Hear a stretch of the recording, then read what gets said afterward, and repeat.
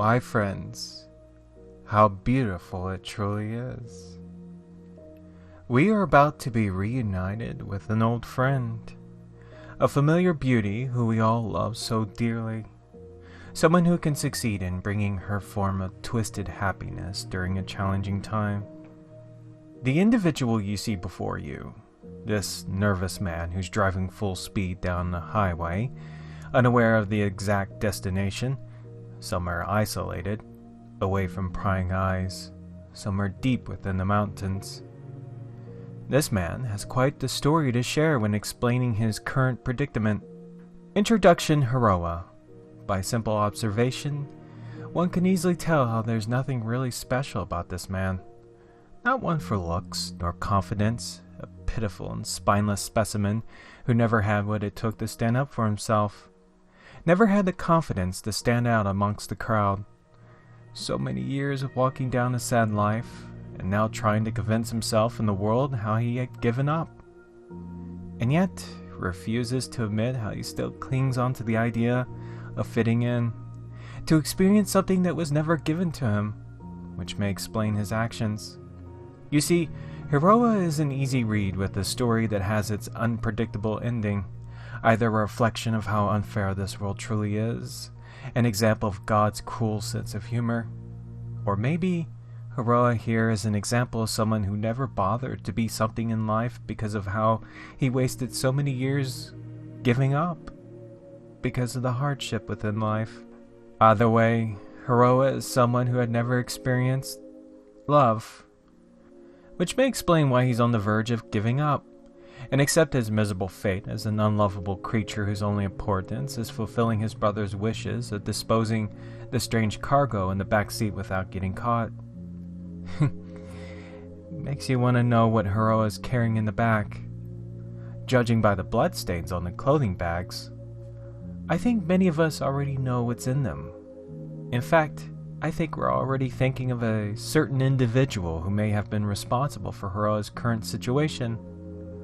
In a way, they're right. Except, it wasn't Hiroa who murdered his stepmother.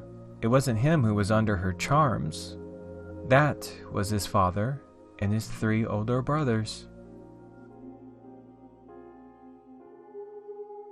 Tomie Kawakami. That was her name. The day when Hiroa's father introduced her to the family, that was the day when everything changed. She was unlike anything Hiroa had ever seen. Absolutely beautiful. And a depressing element being added into Hiroa's miserable life. Unlike his father and brothers, Hiroa knew that Tomie was going to be trouble.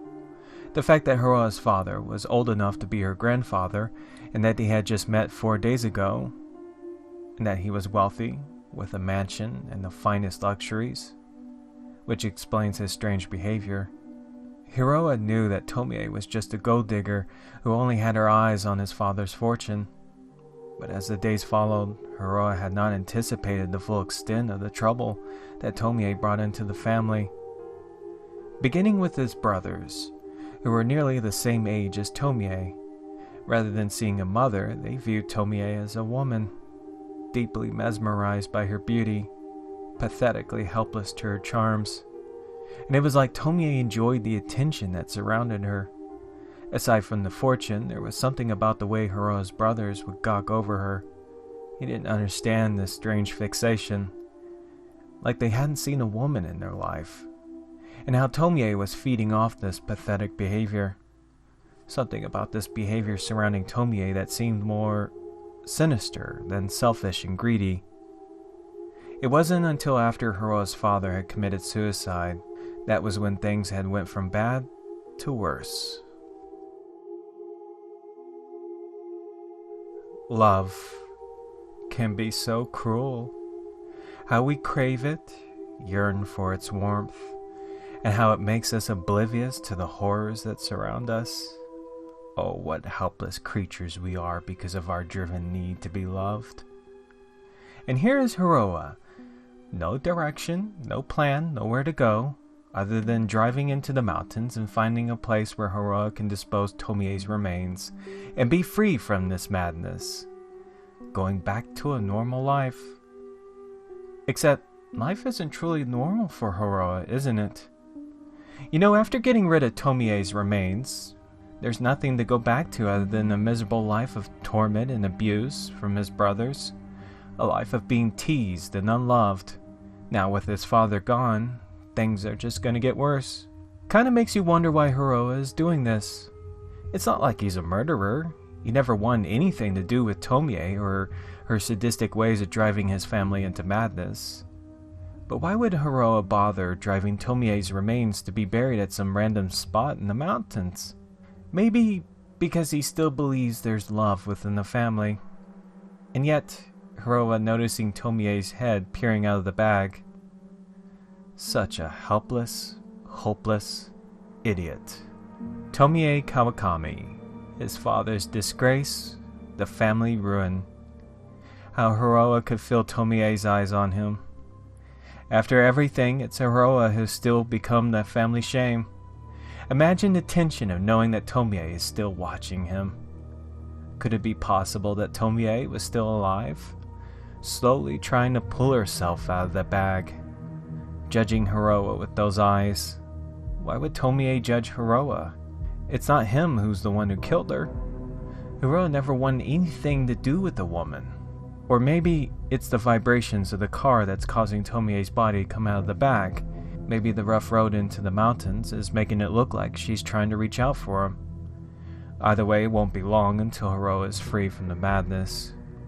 Except Hiroa being distracted by Tomie's corpse, trying to convince himself that she was not alive. It was too late before Hiroa realized that he had driven off the road and crashed into a tree.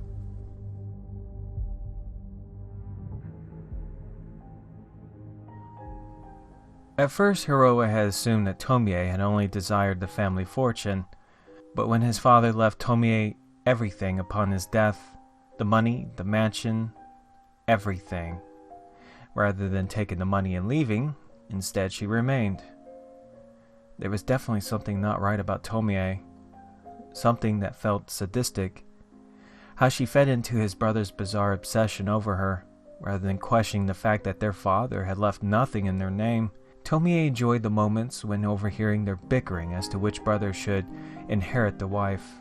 Hiroa knew that Tomie had driven his father into suicide. It wasn't like she bothered hiding her cruelty. That woman relished the old man's suffering before he hung himself outside, and now here she is, slowly destroying what was left of the family. Except, Tomie had found herself facing an unexpected dilemma. It seems like Hiroa had not shared the same obsession as his brothers did, for he had no care for Tomie. You would have thought that Tomie would leave Hiroa be. Much like his brothers, his father, and everyone else in this cold, cruel world, Tomie would have never known of his existence. But out of all the brothers, it seems like Tomie had more focus on Hiroa. Hiroa cannot remember when he used to dream of being followed and chased by a beautiful woman, and how he'd grown into realizing that was just a silly fantasy. Hiroa knew that Tomie had no love for him. The woman knew nothing of love, and yet here she is, constantly following Hiroa everywhere, pounding at his door at night, demanding his attention, an intense need to be noticed, to be loved. And every day she would be denied Hiroa's attention. Tomie's behavior becoming more erratic, equally obsessive as his brother's fixation over her. Truly a pathetic sight, being driven insane because of Hiroa ignoring her, taking a severe blow to her self-image. To be loved, but not to love. Eventually, it wasn't long until Hiroa's jealous brothers intervened and had him locked up in the basement in order to please their mistress, making the hopeless efforts of relieving Tomie's fixation over Hiroa.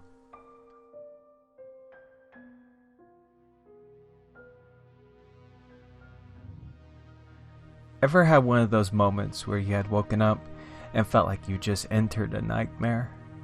Of all the horrors you just experienced before passing out, were just fragments of a vivid dream, until you've re-entered the waking world, only to find yourself stepping into the next chapter of an unremitting horror. When Hiroa came to, realizing that his situation had gotten worse because of the car being totaled. There was an overwhelming sense of absolute terror when feeling something tightening his arm, noticing two hands gripping his arm tight. Immediately, Hiroa panicked, trying to free himself from Tomie's grasp, and grabbing the shovel, striking the hand with the blade, desperately trying to free himself. It was only a few strikes before the shovel cut off 4 fingers, just enough to free Hiroa from Tomie's grasp and make his escape.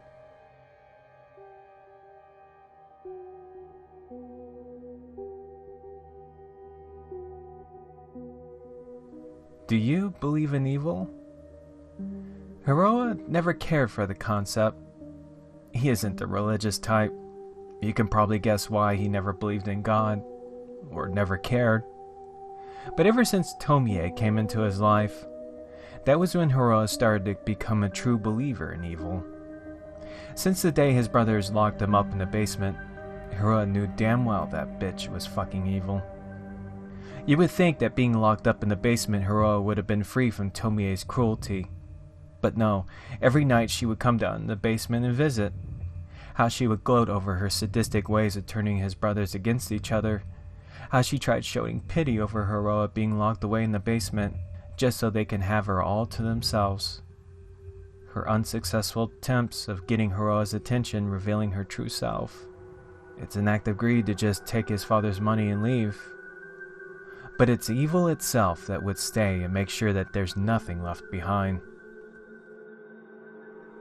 But evil can be a deadly game, especially when playing with other people's emotions, and it was just a matter of time before Tomie ended up on the receiving end of her cruelty.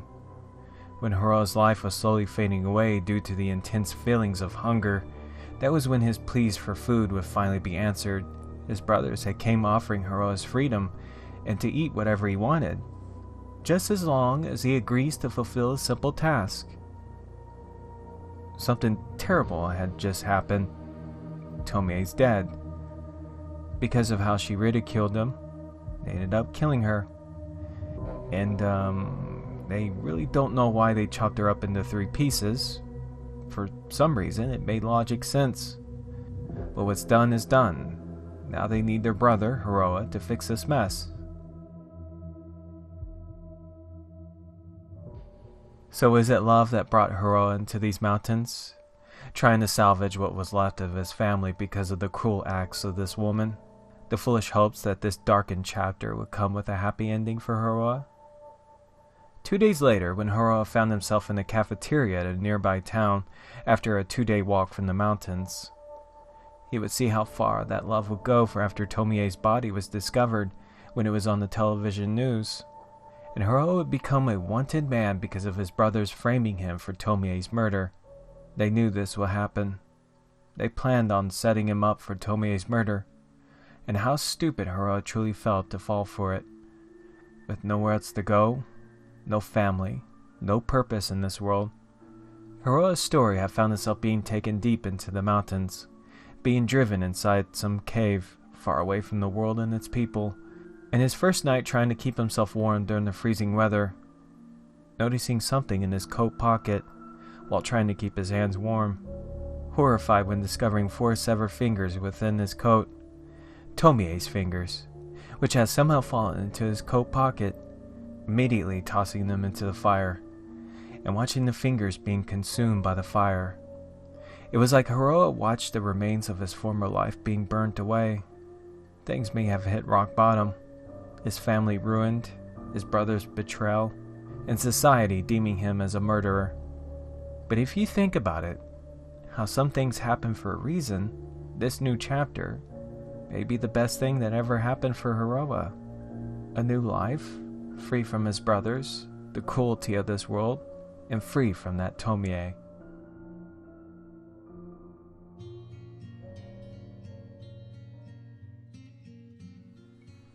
After a month had passed, Hiroa came to embrace his new life in the mountains. Sure, with the world looking for him, and being forced to sustain himself through means of stealing food from nearby farms, Hiroa came to love the peace and quiet as a recluse, free from society, the ills of this world, out here in the comforts of isolation. There's nothing to judge you. nothing to provide a desire to love or be loved. How people fear this loneliness. How they rather cling onto the illusion and thinking they're leaving this world being loved. Too foolish to see past that fantasy and accept the reality of dying alone when they have nothing to offer. Love is but an illusion, a fairy tale, God's cruel sense of humor. Hiroa was very well educated on that, being one of the few who can see this world in its authentic form, how it fashions itself with beauty and happiness, offering the comforts of love, and how we fail to see its selfish nature, its sadistic agenda. Maybe because of how people like to hold on to the belief of love being real, just so they don't have to spend their nights screaming. Hiroa, a nobody, who was nothing in this world, now pities the world instead of envying it. Maybe that explains Tomie's existence, how she feeds on this selfishness, a curse that finds itself on top of the food chain. Good, because it's about time the world and its people have a taste of their own medicine. However, Hiroa's new chapter found itself taking a darker turn when Hiroa suffered an injury during one of his nights in getting food from a local farm. A deep cut in his lower leg, and no means of getting the medical attention that was needed. The supplies he had was few and not enough to sustain the injury and prevent it from being infected. The nights became more agonizing for Hiroa, his health slowly weakening. But on one of these terrible nights, Hiroa was about to learn another lesson when hearing a noise deep within the cavern. Investigating the disturbance, and noticing the strange movement from the pile of ashes and trash. That was when Hiroa would be reunited with a familiar evil, this time taking a different form. Tomie Kawakami. 4 of them. Not only an example of how love is but a mere fantasy, a cruel form of torture, but an example of how one cannot outrun the demons of the past. The following days had gotten worse for Hiroa.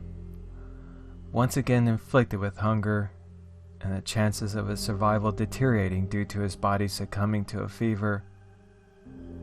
His life was now descending back into the horrors he tried running away from. The nights would come with immense pain and chills for Hiroa.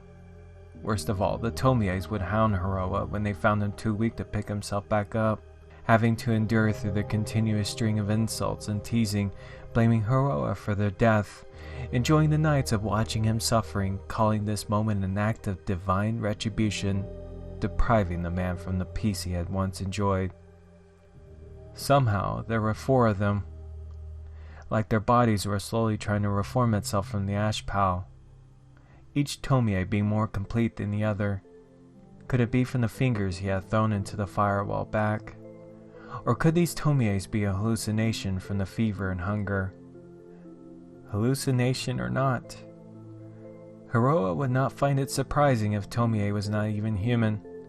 A demon was more of a fitting description. As if it mattered to Hiroa if she was a monster or not, something created by evil itself. Fact is, Tomie was something that thrived on attention, chaos, and other people's suffering. And Hiroa knew just by ignoring them, eventually they'll go away. Because that's how you can overcome Tomie, is by simply ignoring her. Let her know what it's like being ignored. Let her feel the pain of being another dull face in the crowd. Let her know what it's like when you're not loved. Let them continue on with their teasing and insults, because in the end, they'll never be perfect. Regardless of how many souls fall helpless to Tomie's charms, at least Hiroa can die happy knowing that there was one person that she could not conquer, in a foolish world that showers her for just a mere touch, giving anything and everything to be noticed. How beautiful it truly is to know that there was that one person who never loved something that was so repulsive. Hiroa is going to die, laughing at the fact that Tomie will never be perfect. How something so ugly and hideous like Hiroa had gotten the better of her. But the Tomies have found a new way in disrupting Hiroa's pride over this evil. You see, there were 4 of them, like 4 sisters of the same flesh and blood. One of them was already beautiful. 2 of them had features that were unfinished, nearly finished with their looks. As for the 4th Tomie, the one they called Pinky, her regeneration seemed to be hindered or far much slower than their sisters. So instead of making the helpless efforts of driving Hiroa into madness, the 3 sisters began treating Hiroa to a show of torture and abuse when turning on Pinky. Hiroa did not find the act surprising, seeing how much of an animal Tomie truly is when not getting her way. They just focus on the weakest and most vulnerable, which happened to be Pinky. But those nights of hearing Pinky screaming, trying to sleep through her suffering, had given Hiroa a familiar experience, bringing back horrible memories when seeing Tomie's inflicting pain on Pinky because of her ugliness. Hiroa could not help but remember those days when Hiroa had wished someone was there when he was being abused by his brothers, how he wished his mother was still there to stop the abuse. He just could not ignore it, to just lie there and let Pinky go through the same abuse. Nobody deserves that life, to be in the world without love. And that was why Hiroa had finally made the decision by intervening the abuse against Pinky, pushing the other Tomies aside and comforting the abused Pinky within his arms. Enough was enough. No more abuse. No more suffering. It wasn't long until the 3 Tomies had fully developed into perfection, and one after the other, each Tomie left the cave after reaching their full beauty. As for Hiroa, who was barely conscious and on the brink of death, and with ugly Pinky at his side. Pinky was happy to finally be alone with Hiroa. What Hiroa did for her is something that she'll never forget. Hiroa may already know this, but Tomie isn't really human, just something that thrives on the suffering of others and uses beauty and love to destroy lives.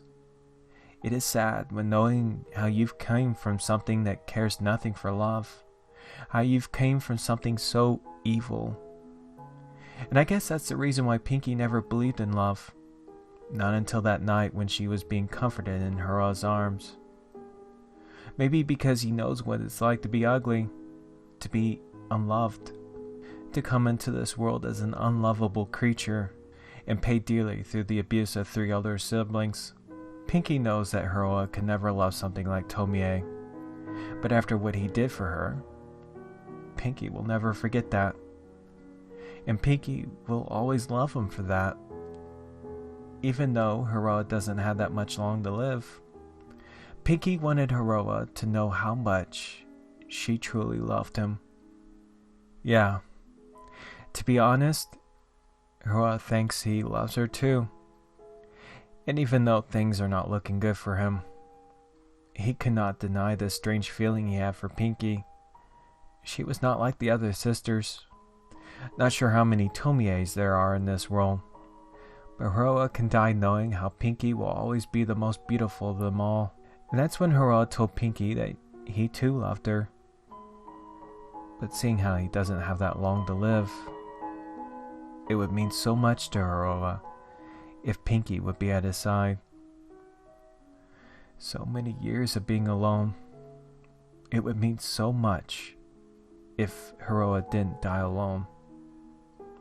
If he could just spend his final moments with someone who truly loved him.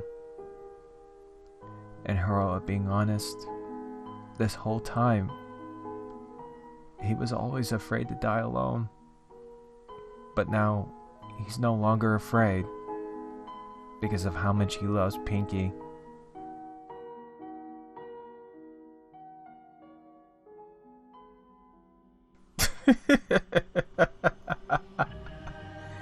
So this is the kind of woman Hiroa's into. God, how pathetic he truly is. No wonder why his brothers had tormented and beaten him into the ground. To think, Tomie was worried that this ugly freak had gotten the better of her. But turns out, Hiroa was just another miserable waste who had no chance in life, And now here he is dying off as a fool who believed in a stupid fairy tale. And after Pinkie improved rapidly and gaining her beautiful features, she did not hesitate when leaving the cave. The satisfaction in her face when seeing the tears coming down Horoa's face, watching him struggle on denying his love for Pinkie, for Tomie. It must have been a few days later before Horoa had died. Not like anybody cared how he died alone. Call it divine retribution